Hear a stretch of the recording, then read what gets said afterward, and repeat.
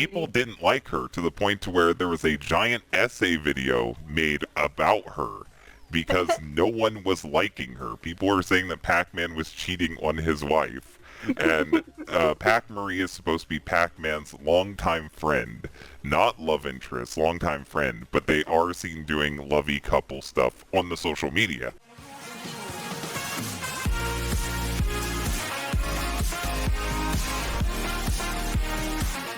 So, we are going to be having a discussion today. Today's discussion is going to be about Pac-Man, because the Pac is indeed back.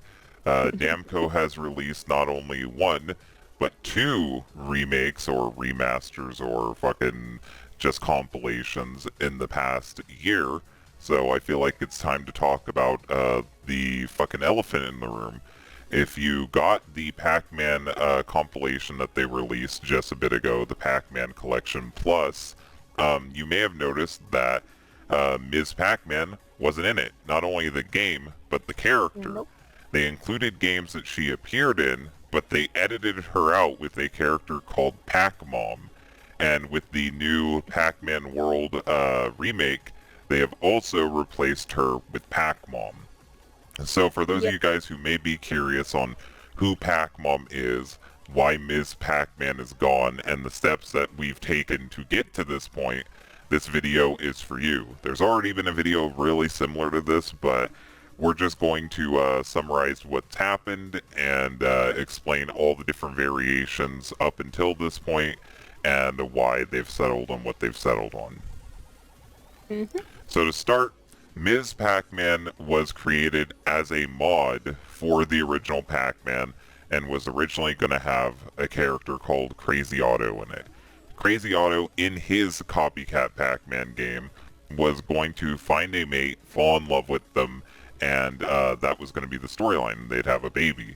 And the people who were deciding to buy this game and make it into an official Pac-Man game, they liked that premise, so they ended up deciding to make Ms. Pac-Man be a character who falls in love with Pac-Man and has a kid with Pac-Man.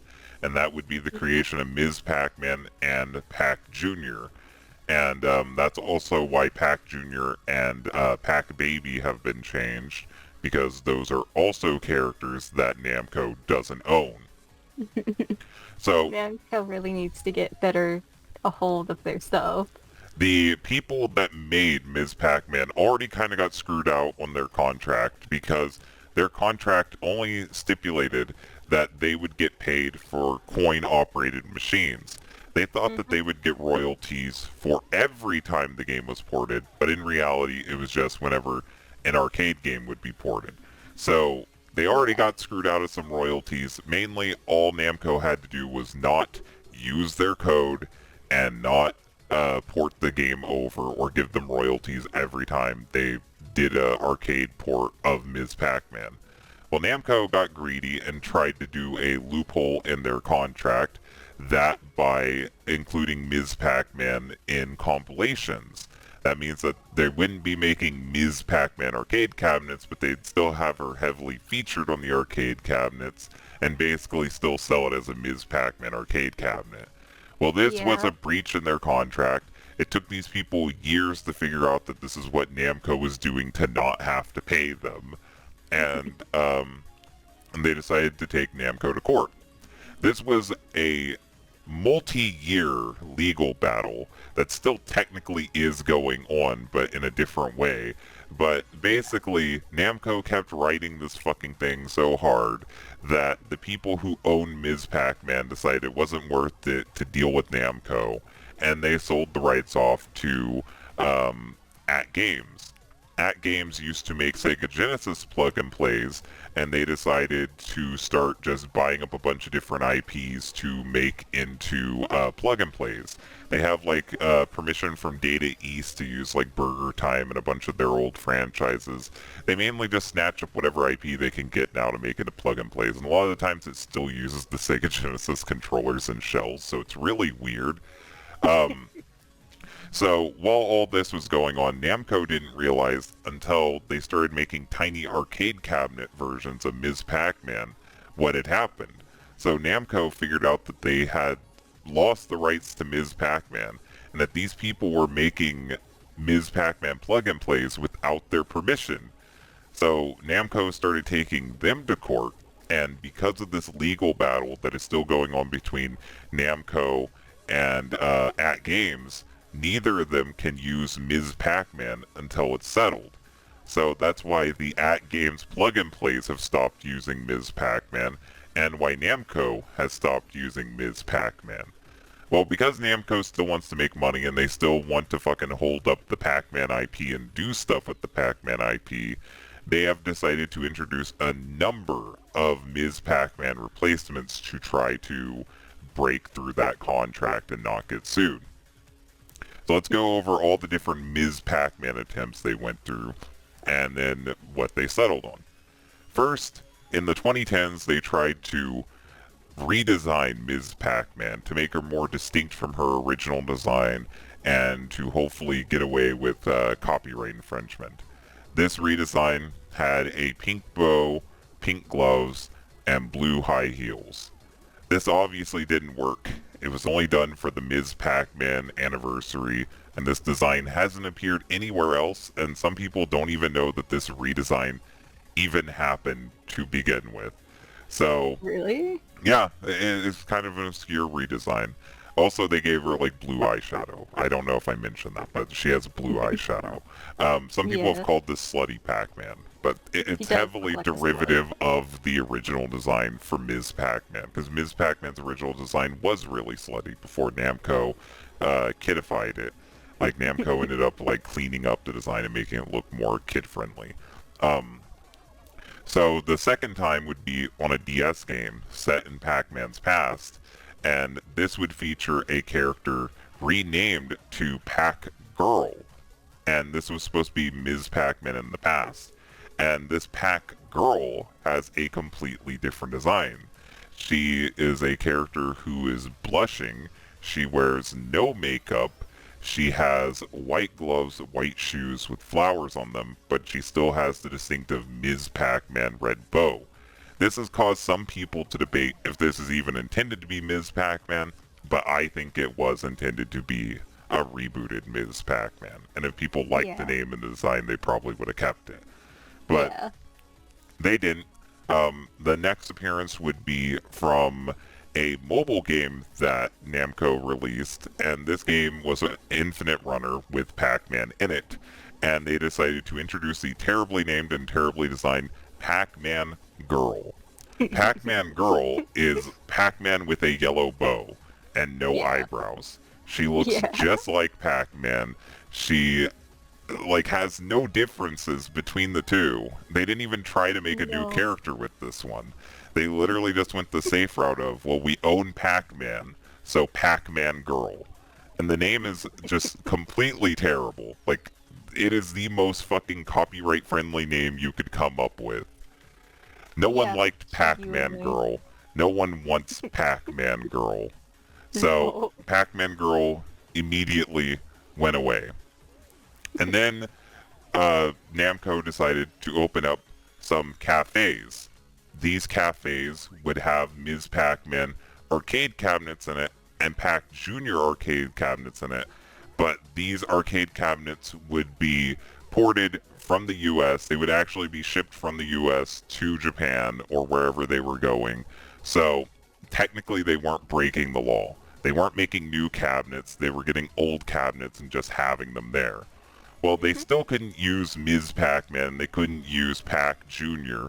So they decided to make some new characters. And some people are willing to give Namco like a break and say that maybe they wanted these characters just to be different because they also redesigned the Ghost, and the Ghost aren't fucking copyright like disputed right now. But I think the redesigned Ghost was mainly just to convince people that they weren't having issues and that this Yeah. wasn't something, because these characters didn't just appear in the cafe. They also appeared on the social media. So I'm pretty sure that they were trying to reboot shit and no one was like liking it. Because people freaked out when they saw the new Ms. Pac-Man, that being Pac-Marie or Pac-Mary, but I think it's Pac-Marie. It spelt like it'd be Pac-Marie. People didn't like her to the point to where there was a giant essay video made about her, because no one was liking her. People were saying that Pac-Man was cheating on his wife. And Pac-Marie is supposed to be Pac-Man's longtime friend, not love interest, longtime friend, but they are seen doing lovey couple stuff on the social media. So it's obvious that Pac-Marie was a stealth Miss Pac-Man reboot, and they wanted to see if people would like it, just like the other times, but people didn't, so they just immediately ditched her again. So Her design's ugly. Pac-Marie's design is Pac-Man, actually Ms. Pac-Man, but now all of her clothing is pink. She wears the exact same clothes, and she has a ponytail. And the thing that annoyed me about Pac-Marie is that she is what an old person thinks a young girl is like. She's always on Yeah. social media. She's constantly doing like weird little dances and stuff for social media. She's annoying. She's annoying, and I didn't like her at all. It was an attempt to make Pac-Man more hip and cool, and Pac-Man is neither of those things. And just like with the No. Ghostly Adventures, no one wants a hip and cool Pac-Man. Pac-Man is just Pac-Man. I don't even associate Pac-Man with having an age, so it's weird that they keep trying to make him younger. Yeah, honestly, genuinely. Because Pac-Man just kind of exists. He doesn't seem old, but he doesn't seem young either. So now let's move on to our final Ms. Pac-Man design, and this is hopefully the one they're going to settle on. It seems like the one they're actually going to settle on, that being Pac-Mom. And Pac-Man's big collection that they did recently with 14 Pac-Man games returning, they decided to change her up and replace her with a character known as Pac-Mom. Now, Pac-Mom's design has pink gloves, just like Pac-Marie, pink shoes, just like Pac-Marie, but instead of having the bow, which has been the thing between all these Ms. Pac-Man copycats, they decided to give her a hat with a bow, which is at least a little bit different. I like the design of Pac-Mom. I really do. If we have to have a pseudo Ms. Pac-Man, I think Pac-Mom is the closest to like being a new character. And when she's in 3D, she has different looking eyes. So that also helps differentiate her from the other Ms. Pac-Man. But also, she got back her curvy legs that Ms. Pac-Man had in the 80s, but lost when Namco redesigned her. So it's weird that original design aspects of Ms. Pac-Man are coming back that haven't been seen since the 1980s. So, I mean, Ms. I guess Pac-Man some way to reclaim her. and Ms. Pac-Man wasn't the only one to get a reboot name and reboot design. Pac Jr. and Pac Baby have also gotten these. Pac Baby is now known as Pac Sis, and Pac Jr. is known as Pac Boy. Which, if I have to say, I would have renamed them slightly differently. I would have renamed Pac Mom to Pac Mam, and I would have renamed Pac Boy to Pac Bro.